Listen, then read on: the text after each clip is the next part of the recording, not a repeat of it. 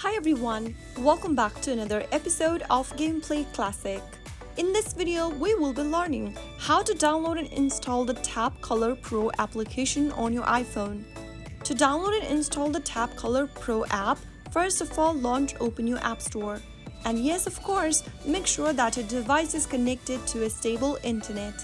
Now go to the search box at the top and type in Tap Color Pro and search. In the search result, look for this application from Tailfun and click on the Get or the Download button to start downloading the app on your device.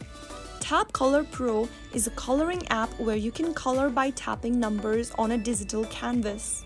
Wait for the app to download and install, which will take a few minutes. After it's done, click on the Open button to launch Open Tap Color Pro application on your iPhone. So that's how you easily do it. If you found the video to be helpful, go ahead and give us a thumbs up. Don't forget to subscribe to our channel by hitting the subscribe button. Press the bell icon so that you'll never miss another upcoming upload from us.